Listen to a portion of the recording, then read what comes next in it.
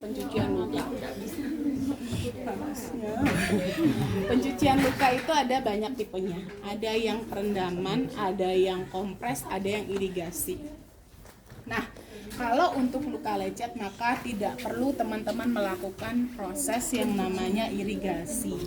Ya, jadi lakukan saja dengan swabbing saja atau dikompres. Jadi, ya, ditaruhkan, dibasahi dengan NaCl, terus kemudian diletakkan saja di atasnya, dikompres, baru dibersihkan dari kotoran dari luar ke dalam atau dalam keluar? Dalam keluar. Benar nggak dari dalam keluar? Benar gitu. Iya. Benar, Bu. Iya, Bu. Enggak ada nanti kotor lagi, Bu. Kalau di luar ya, jadi kita bersihkan gitu ya, baru keluar. Tapi kalau pada saat luka kronis yang dilakukan adalah dari luar Ke dalam. karena dia akan sangat kotor di bagian dalam. Intinya prinsipnya adalah dari bersih ke Kotor. paham ya sampai sini ya. Terus kemudian teman-teman butuh yang namanya, kalau pada luka kronik sih teman-teman butuh baskom, butuh plastik untuk nampung karena perlu proses pencucian gitu ya. Nah, kalau luka lecet kan teman-teman cuma akan kompres gitu ya, terus kemudian ambil kasa yang dibasahi, tinggal dibersihkan saja dengan pinset.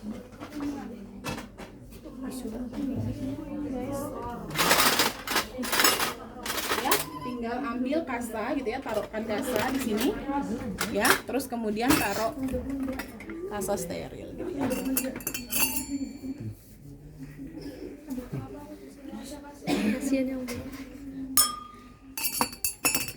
teman-teman bisa menggunakan satu kartu. Oke ya, tinggal dibersihkan saja ya.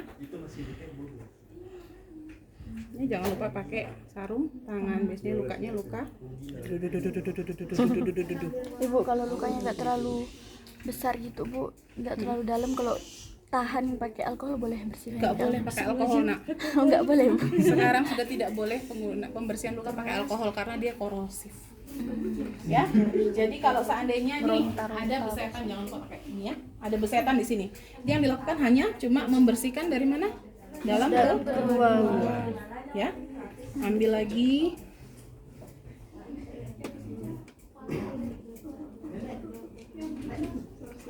Ya, terus kemudian dibersihkan lagi, terus kemudian ambil yang kering.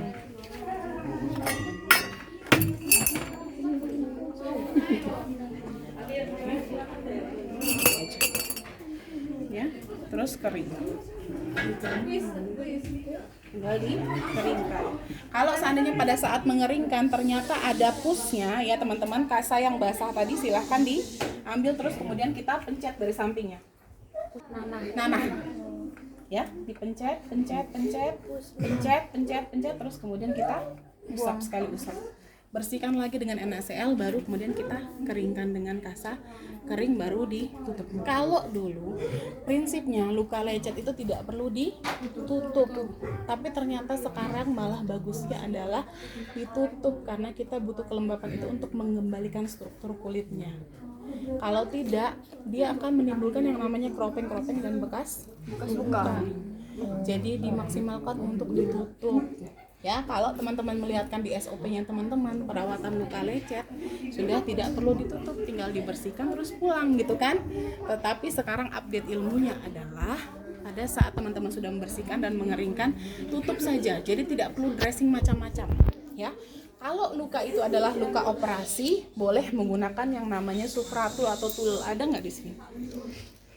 Ada. Teman-teman pernah melihat nggak yang kayak kasa berminyak tule? Nah, itu digunting sesuai, terus kemudian ditaruh, umpamanya ini adalah luka jahitannya di sini, maka ditaruh di atasnya searah. Iya. Satu orang boleh minta sama Mbak Lia dong sufratul. Ya, luka ditaruh terus kemudian ditutup pakai kasa. Penutupan yang namanya penutupan luka itu tidak boleh yang namanya tutupnya ya. Nggak boleh nutup luka itu, umpamanya nih kita tutup gini kan ya. Tidak boleh tutupan luka itu cuma di sini, sini dan sini. Semuanya. Tutup itu harus semuanya utuh sampai ke dalam nutup ya.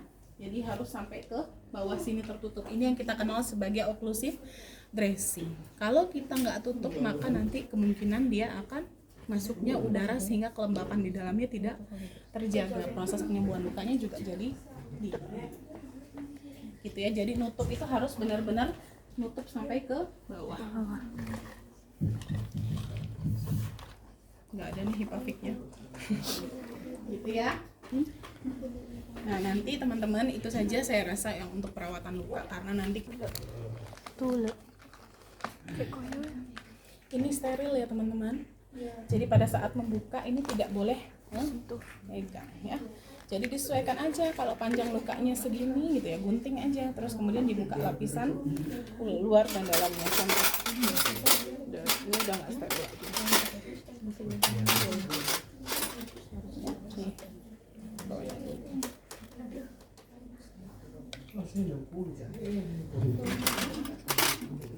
Nih ya, bentuknya seperti ini bukanya. Nih. Ambil yang bagian tengahnya aja. Ini yang ditempelkan. Minyak di sini jangan dibuang. Ini adalah justru gel lukanya di sana. Ya, jadi ini silahkan diambil. Kalau ngambil pakai pinset diseret dulu gitu ya. Jadi pakai pinset, kalau saya gini kan. Nah, ini tutup ya.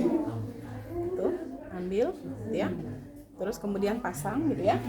Nih, umpamanya saya pasang ini. itu langsung ke lukanya, Bu? Iya, langsung ke lukanya. Dipaskan, terus kemudian saya biasanya ambil lagi. Saya gini kan.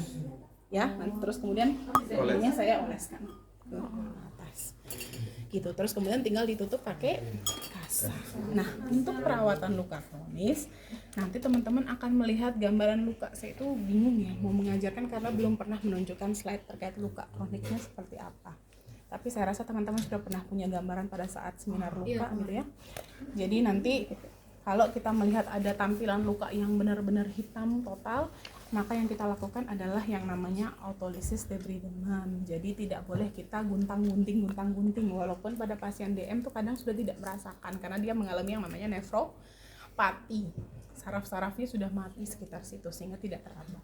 Tapi tidak boleh lantas kita langsung menggunting-gunting saja. Yang dilakukan adalah kita ngebeset-beset dulu.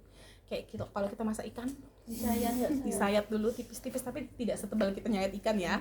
Jadi kita sayat tipis-tipis dulu, harapannya pada saat itu kita tempelkan dengan gelnya, nanti gelnya akan meresap ke dalam, dia akan membantu melunakkan gitu ya, terus kemudian baru kita di pertemuan selanjutnya ketika itu sudah lunak baru kita akan gunting. Guntingnya sampai mana, Bu? Sampai kita menemukan jaringan sehat. Jaringan sehat warnanya apa? Merah.